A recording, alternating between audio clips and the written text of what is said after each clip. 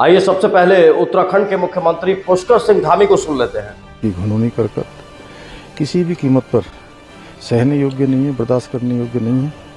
इसलिए हमारा हर संभव प्रयास रहेगा कि उनको कठोर से कठोर सज़ा मिले और ऐसे समय में हम पूरी सरकार उनके परिवार के साथ है। हर संभव जो भी सहायता हो सकती है वो हम लोग आगे आकर करेंगे।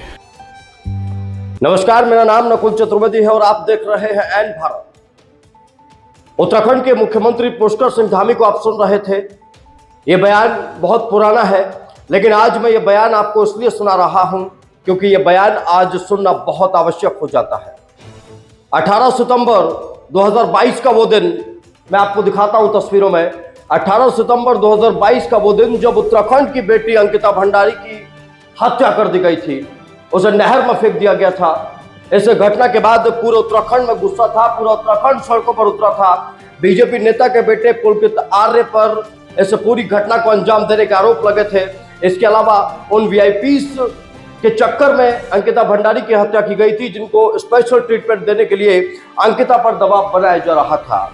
लेकिन आज ऐसा कुछ नहीं हुआ है जिसकी वजह से मुझे एक खबर उठानी पड़ रही हो, बल्कि मैं तो 1 साल पुराने उस घटनाक्रम पर पहुंच जा रहा हूं जब पूरा उत्तराखंड गमगीन था। हम सभी को गुस्सा आ रहा था कि एक बेटी के साथ ये हुआ जो अपने गांव से निकलकर नौकरी करने के लिए गई थी। और आज ये मुद्दा मैं इसलिए उठा रहा हूं क्योंकि 1 साल होने वाला है, पूरा 1 साल होने वाला है। अभी अगस्त चल रहा है, अगले महीने पूरा 1 साल होने वाला है। पूरे 1 साल में एक आरोपी को अंदर किया है पुलकित आर्य को। उसके अलावा इस पूरे मामले में पुलिस और सरकार किसी भी तरीके का कोई इंटरेस्ट लेते हुए नहीं दिखाई दे रही। जो पुलिस, जो हमारे देश की सरकारें ये कहती है कि 1 मिनट लगेगा हम आतंकवादियों को पकड़ लेंगे, 1 मिनट लगता है हम ये कर देते हैं, 1 मिनट लगता है हमारी डबल इंजन की सरकार ये कर देती है। और यकीनन जब अंकिता के साथ ये सब कुछ हुआ था तो लग रहा था कि भाई अब उत्तराखंड की सरकार जो पूरे तरीके से सीरियस है, मुख्यमंत्री वहां पर पहुंच रहे हैं, अब वीआईपीओ का नाम भी सामने आएगा और आरोपी भी जल्दी सजा पाएंगे। लेकिन 1 साल बीतने वाला है। उत्तराखंड की जांबाज पुलिस, डीजीपी उत्तराखंड के हिंदूवादी नेता पुष्कर सिंह धामी एक बेटी को इंसाफ दिलाने के लिए कोई जद्दोजहद करते हुए नहीं दिखाई दे रहे हैं। अगर दिखाई दे रहे होते तो अब तक उन वीआईपी लोगों का नाम सामने आ गया होता जिन्होंने पहाड़ की बेटी अंकिता भंडारी की हत्या की थी। उस बेटी की हत्या की थी जो बेटी अपने परिवार का आसरा थी। उस बेटी की हत्या की थी जो अपने अरमानों को लेकर गांव से निकली थी, हिम्मत बांधकर निकली थी वो बेटी। उस बेटी की हत्या की थी। और हैरानी की बात यह है कि डबल इंजन की सरकार होने के बावजूद भी, मतलब हमारे पास केंद्र की सारी एजेंसी से, हमारे पास प्रदेश की सारी एजेंसी से, हमारे पास पूरा बड़ा सिस्टम है, लेकिन अब तक हम वीआईपी का पता नहीं लगा पाए हैं। उन वीआईपीज का, जिन वीआईपीज के चक्कर में उत्तराखंड की बेटी अंकिता भंडारी की हत्या की गई। हैरानी की बहुत बड़ी बात है ये। और हैरानी इसी बात की है कि आखिर हम लोग कर क्या रहे हैं। उत्तराखंड में एनआरसी लागू होगा, माफ कीजिए, उत्तराखंड में यूसीसी लागू होगा, बहुत अच्छी बात है। उत्तराखंड में मजारें गिराई जा रही हैं, बहुत अच्छी बात है। अरे ये तो बता दीजिए अंकिता भंडारी के हत्यारे वीआईपी कहां हैं? सब कुछ करिए। एक बच्ची जिसके माता पिता, जिनका कोई आसरा नहीं है, बीच में उन्होंने आरोप भी लगाया और बताया भी कि हमें डर है कि इस पूरे मामले की सही जांच नहीं हो पा रही है।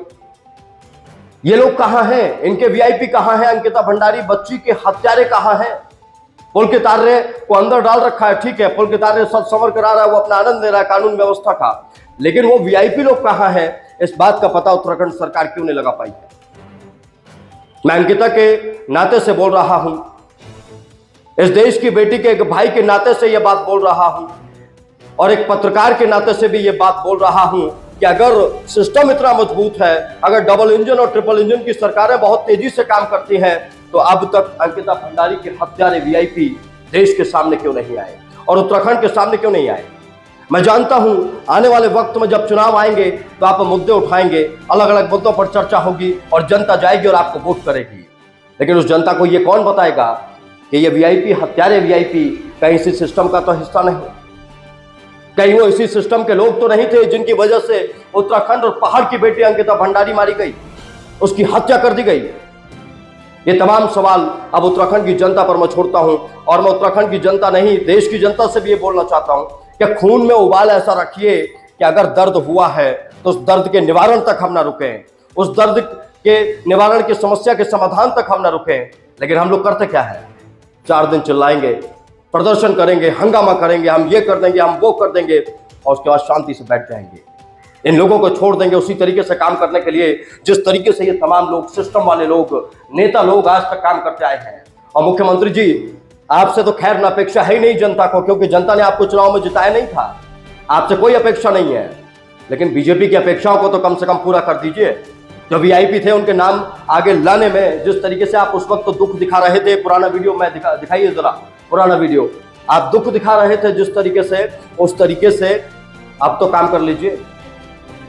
चलिए आपको सुनाते हैं दोनों बयान, पुष्कर सिंह धामी का उस दौर का बयान। अंकिता इस गांव की बेटी है, अपने माँ बाप की बेटी है, पूरे उत्तराखंड की बेटी है, हमारी बेटी है।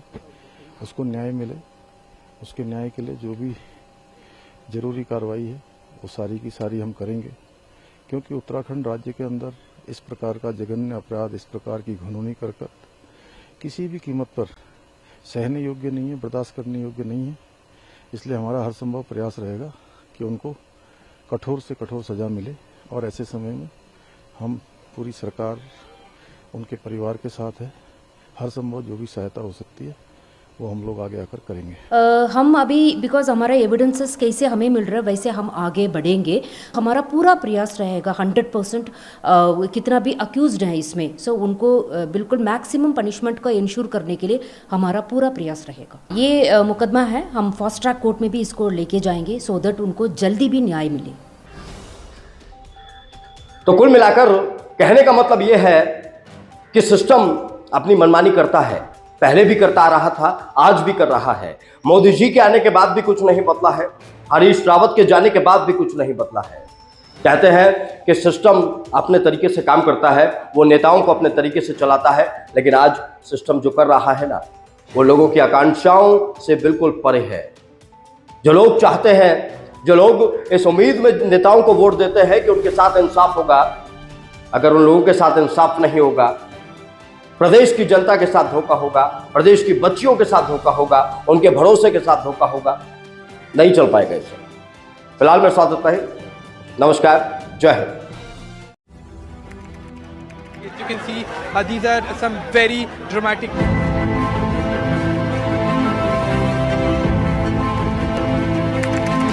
जो भी है मतलब यहीं पे मतलब जैसे ये लोग वो नहीं कर रहे हमारी मतलब कुछ मदद नहीं कर रहे। जैसे ये इतने दिनों से 3-4 दिनों से वहाँ पड़े हैं, तो इतने दिनों से ये उनको घुमा रहे है कि दिन प्रवासी है, सब लोग काम उसके लिए लगे हुए हैं कि भाई बेटी मिल जा।